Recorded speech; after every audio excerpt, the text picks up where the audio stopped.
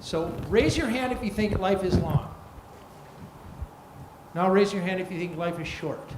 Wow, okay. I'm going to take advantage of it here. The second question is about whether or not you think life is hard or easy. Raise your hand if you think life is hard. Now raise your hand if you think life is easy. Wow, it's split down the middle. I want everybody who raised their hand, thinking that life is long and easy to stand up. Long and easy, stand up.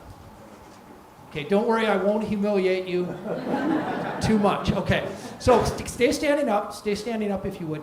Please stay standing up for just a second. So a few years ago, a Harvard researcher by the name of Mike Norton organized a team of surveyors working in 3 continents, and he asked these exact 2 questions and correlated it with happiness, civics, and generosity. And that team found that the least happy people think that life is short and hard. The happiest people think that life is long and easy. They're about 40% happier, 30% more likely to vote, and about 60% more likely to donate money. So can we give a huge round of applause for the happiest people in the room here? Thank you very much. You want to invite them not only to your next cocktail party, but your next fundraiser. So, for the last 15 years or so at National Geographic, I've developed somewhat of an expertise at finding remarkable populations around the world and then learning the lessons from them. Something called the Danish Twin Study established that only about 10 or 20% of how long you live is dictated by your genes. The other 80% or so is dictated by lifestyle and environment. A little bit is how good your healthcare system is. But based on this assumption, we hired a team of demographers to parse through census data to identify 5 pockets around the world where people live statistically longest. The Adventists of Loma Linda, California, Nicoya, Costa Rica, the highlands of Sardinia, longest lived men in the world, the island of Ikaria, almost no dimension there, and longest lived women on the planet, Okinawa, Japan. And then in a sense, we then brought on another team to, in a sense, reverse engineer longevity, find the common denominators explaining longevity no matter where you go in the world. And we found 9 of them. I'm mostly going to talk about happiness, so I'm not going to talk in depth about longevity, but I will give you the bottom line. And what I'm about to tell you now took me 8 years to figure out. And that is, when you find a place where people live a long time, and you have spry 90-year-olds who can stand on their heads and 100-year-olds who can water ski, it's not because at age 50 they said to themselves, oh darn it, I'm going to get on that longevity diet now and live another 50 years. They didn't buy a treadmill or sign up for a diet plan or take the latest new supplement. The fact of the matter is they have no idea why they live so long.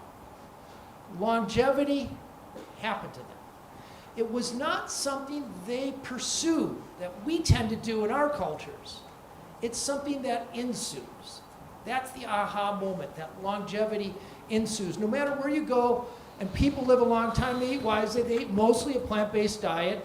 They're nudged into movement every 20 minutes or so their metabolism stays high. But that's underpinned by a strong sense of purpose. It is energized by a social network, a tribe of people who share these healthy habits and keep people on the right track, and facilitated by the right community. And this interconnected, mutually supporting cluster of behaviors allows you to do the right things for long enough so you don't get a chronic disease. There's no short-term fix for longevity. You have to avoid doing the wrong thing for long enough so you don't get a heart attack, diabetes, or cancer.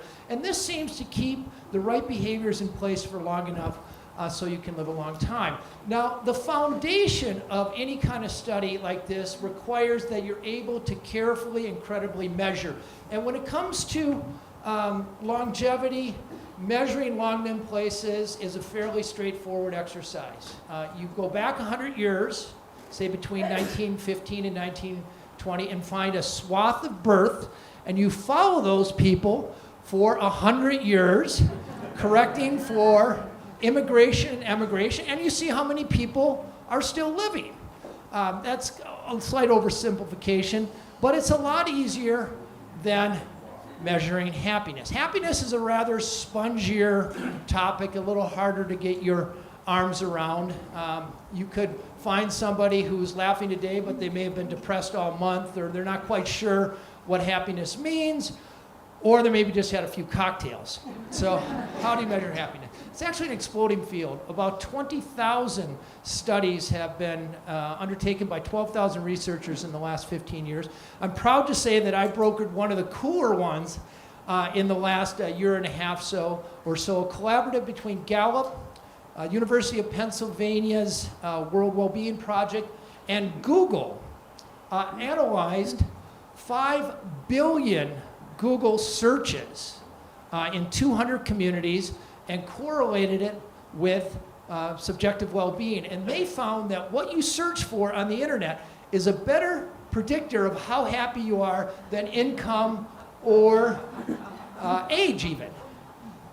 We found out also that people who own dogs and are Googling about their dogs are happier than cat owners. That people looking for action movies or comedies are happier than people who are looking for romance. And in case you prefer romance in private, in your own room, people who are looking for softcore porn are happier than those people who prefer the harder stuff. And don't worry, this is anonymized data. We do not know who you are. So for this story I wrote for National Geographic magazine, it was the November cover story, and the book Blue Zones of Happiness, we took a more straightforward approach. And it turns out for the past 40 years, governments have been deploying these standard subjective well-being or happiness surveys. It's been done in 151 countries over 40 years.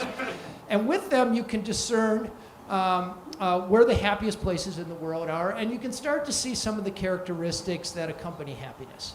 So let me explain this a little bit further. Now, academically speaking, happiness is a meaningless term. You can't really measure happiness. But you can measure a few facets of happiness. You can measure life satisfaction. Life satisfaction, the question they ask is, when you think of your life as a whole, on a scale of 1 to 10, 1 being your worst imaginable life, 10 being your best imaginable life, where do you place your own happiness? And when you ask enough people that, it averages out the extremes, and you get a pretty good answer. But the problem with this kind of evaluative question is you only really remember about 2% of your life. If I asked you what you had for lunch a week ago Tuesday, you probably couldn't tell me. So this kind of evaluative happiness only gets at a small sliver. That's why they ask a battery of questions about your daily emotions. In the last 24 hours, you can kind of remember the last 24 hours. How much of you smiled and laughed, felt sadness, felt stress, etc. And they can aggregate those and get a pretty good idea of how you're experiencing life.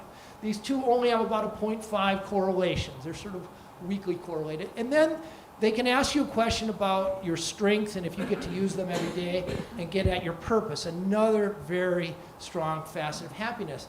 And then when you ask those questions and a number of other, about 80 other questions about your demographics and your values and your life characteristics, and through the magic of regression analysis, you can see with remarkable consistency what sorts of characteristics are fueling these three facets of happiness. And that gives us a pretty good idea of what we should be doing if we want to be happier.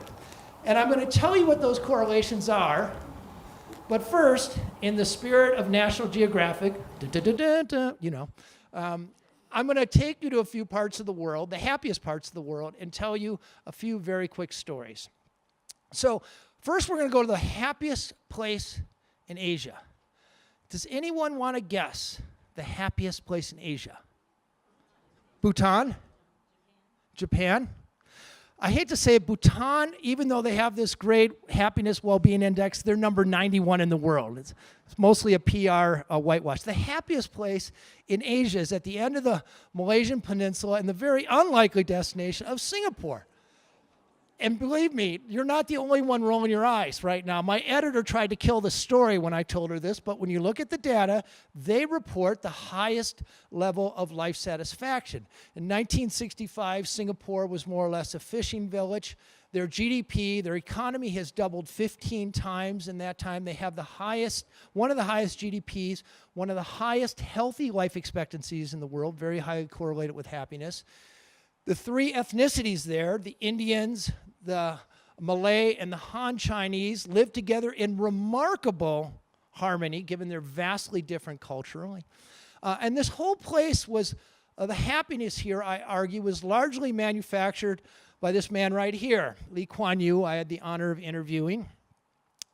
Cambridge-educated attorney who became, they call mentor minister.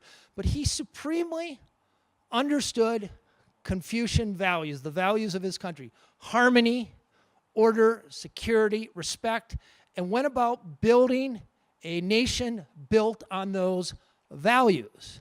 So making sure that everybody spoke the same language. He made English the lingua franca. He made sure almost everybody could own their own houses.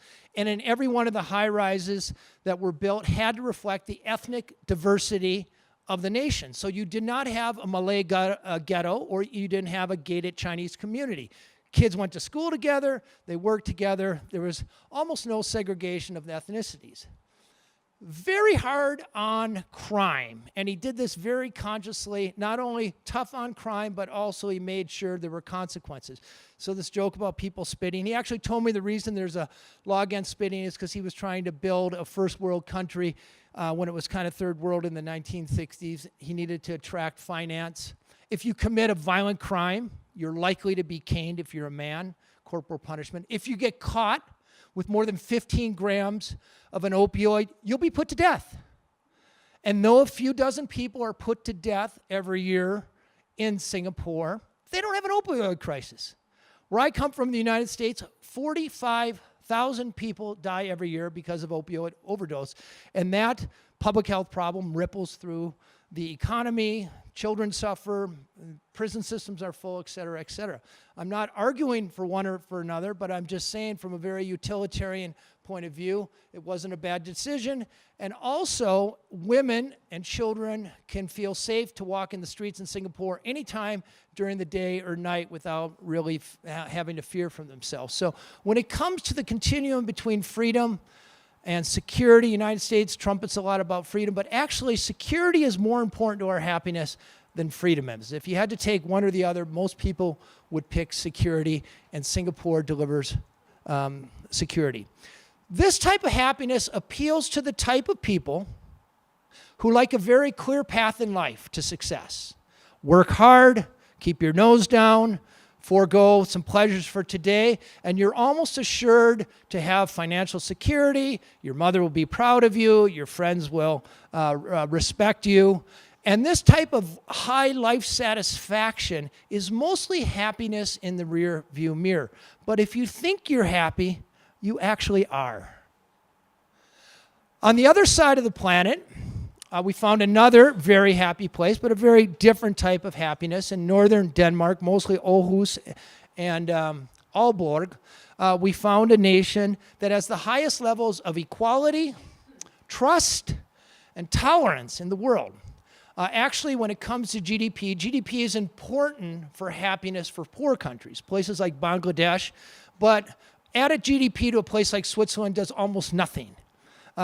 Trust, tolerance, and equality predict happiness much more than higher GDP does in a place like Denmark. The old cliche that Danes are happy because they have low expectations, nothing could be further from the truth. Danes have among the highest expectations in the world.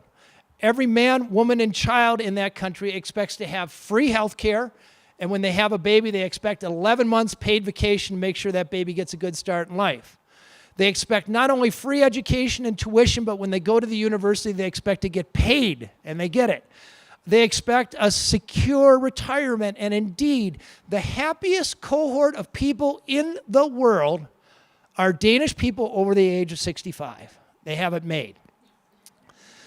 So Denmark's happiness is, I believe, mostly explained by the fact that all of their needs are covered. We tend to think of happiness as the attainment of joy and pleasure, but actually it's also getting rid of the things that grated our psyche, like, well, I have enough money to pay if I get sick or when I get old. Danes don't have to worry about that. Because ambition is not celebrated there and their needs are taken care of, they're free to pursue their passions in their work. 80% of Danes love their job. In America, it's 30%. So the type of jobs that suggest flow are the jobs that the Danes excel in. Furniture design, art, architecture. They work 37 hours a week. They sort of knock off at about 3 p.m., and then they get to go enjoy their hobbies. This is the type of happiness that will appeal to people who want to follow their purpose and their passions, rather, whether it's a rabbit jumping competition or bicycling au naturel, which I don't recommend at home. By the way, I want to shout out the great photographers who worked on this story, David McLean and Corey Richards, who brought this story to life so beautifully. And then the part of the world, this is the convergence of both longevity and happiness, is Costa Rica. The longest lived people in the world by one measure, Nicoya Peninsula of Costa Rica. Healthy life expectancy, by the way, is one of the 6 top correlates to happiness on a national level. But the happiest people are in the middle of the country, the Central Valley, the highlands, perpetual spring there, best coffee in the world.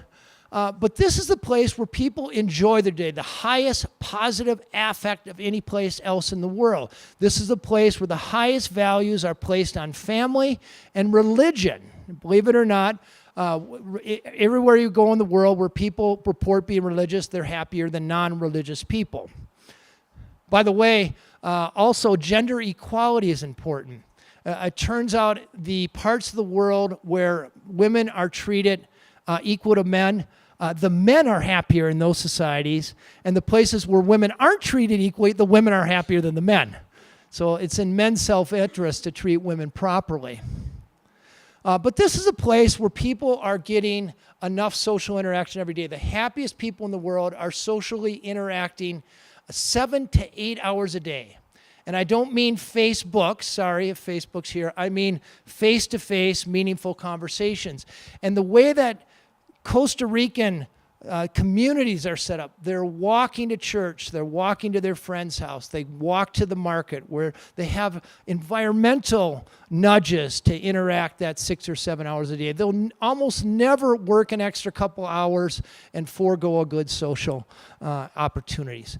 No matter where you go in the world and you see happy populations, it is not a coincidence.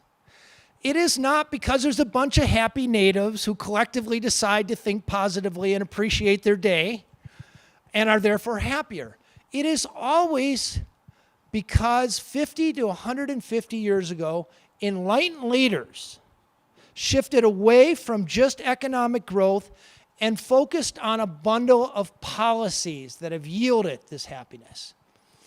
Education, and I don't mean manufacturing PhDs, but making sure that every kid can read and get the equivalent of a high school education.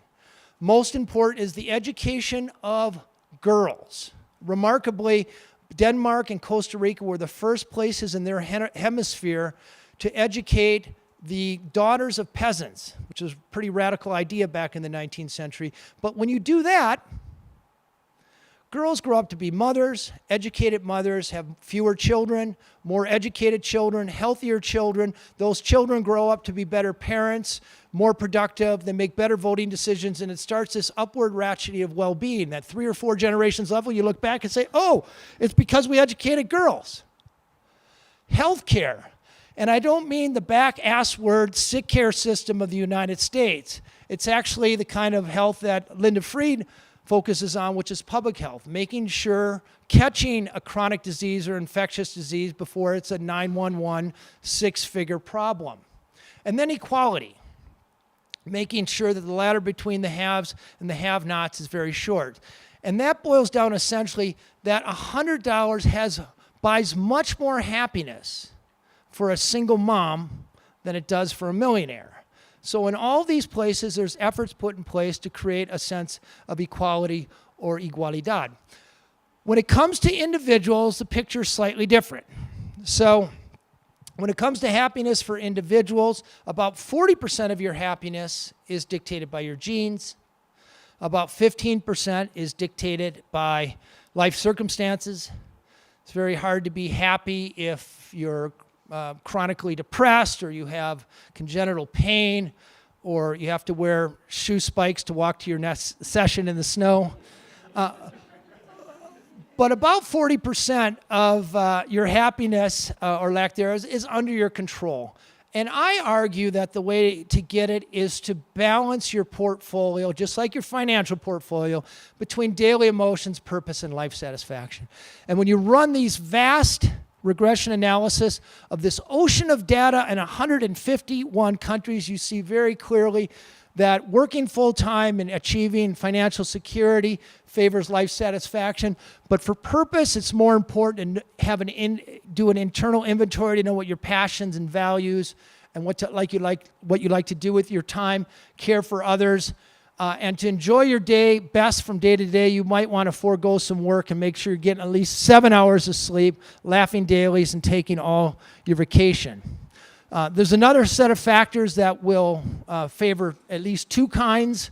Having a faith, going to college, have kids, favors life satisfaction and purpose, doesn't do much for your daily emotions. And then when it comes to enjoying your life every day and having very high life satisfaction, trying new things and getting laid twice a week. And that's not me speaking, that's the science. But there's a sweet spot here.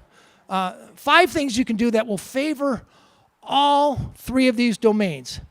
Picking a job that you love over money, socializing 7 hours a day face-to-face, owning a dog. There you go, cat lovers. Being in love, or essentially being married. You're 3 times more likely to be happy after 10 years if you stay married as opposed to throwing in the towel. And then living in the right place. And this is the most important one. So if happiness were a cake recipe, and the ingredients in that recipe include the necessities. You need food, shelter. You need some health care, some mobility. You want to marry the right person. You want to have meaningful work. You want to give something back. The most important ingredient in that cake recipe, the variable with the most statistical variability, is where you live. In other words, if you live in an unhappy place and move to a happy place, that's about the most powerful thing you can do to get happier. And I'll offer some evidence for that. When you follow unhappy immigrants from Moldavia to Denmark, or unhappier immigrants from Africa and Asia and follow them to Canada, within 1 year, those unhappier immigrants start reporting the happiness level of their adopted home. And their gender doesn't change, their age doesn't change much, their education level doesn't change much, their sexual preference doesn't change much. What really changes is simply where they live. Now, I know most of us can't change where we live, but I'd like to suggest a few ways where you can change your surroundings or your immediate environment for the long term. And I've identified 6 domains of our lives within about 8 kilometers of where we live. The first one's your inner self. So I'm not a big believer in these positive psychology tricks, savoring and gratitude and appreciation and so forth. I believe they work in the short run. There's no evidence they work in the long run. However, there's some good evidence that if you learn how to meditate, a deep meditation training like Vipassana, that you can permanently rehardwire your brain to appreciate the moment more. When it comes to your finances, you actually get more happiness out of financial security than you do out of consumption. In other words, if you have a little bit of money left over after your paycheck, you're better off paying down your mortgage, buying insurance, or signing up for an automatic savings plan than you are buying a new pair of shoes or a new gadget, because the luster of that new thing will wear off in 9 to 14 months, and financial security can last decades. When it comes to your home, putting in big windows. We're happier with natural light. plants. Because we should be nudged into social interaction, it's better to have a front porch than a back deck.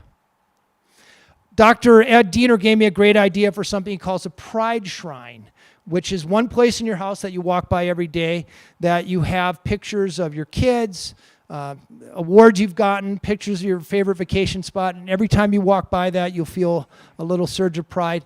Remember, one of the facets of happiness is the aggregate of the pleasant moments throughout the day. When it comes to your social network, we are indeed defined by our 5 best friends. And we know now that obesity is contagious, unhappiness is contagious, and even loneliness is contagious. And while I wouldn't tell you to dump your fat, unhappy friends, I will tell you that for every new happy person you bring into your immediate social network, you increase your own happiness by about 15% on average. When it comes to work, making sure you have a job you love, but if you can't leave your job, the most important thing you can do, and this comes from 2 million Gallup surveys, is make a best friend at work. If you're a boss, implementing a program that facilitates workers to create best friends about the best investment you can make in workplace well-being. And finally, picking the right community. And with National Geographic and Gallup, we identified the happiest communities in the United States, and uniformly, they were places that were very bikeable, they had healthy food environments, and they were places where the city government focused on quality of life and not just development. So the headline here is trying to change your habits is mostly a fool's errand. If you want to get happier or live longer, don't change your behavior. It'll almost certainly fail. Change your surroundings. I want to end with a toast from the happiest man I met in the entire world. His name is Armando Fuentes. They call him El Catón. He's an 80-year-old sort of lantern-jawed journalist from Mexico. He writes 4 columns a day. I spent 2 hours with him. And after 2 incredible hours, I was just typing like somebody on, like an auctioneer. I asked him if he could sum up the secret to happiness, and he closed his eyes, and he thought for a minute, and he said yes. He said, you want to eat without gluttony, drink without getting drunk, love without jealousy, you can argue, but don't go to bed mad, and occasionally, with great discretion, misbehave. Thank you very much.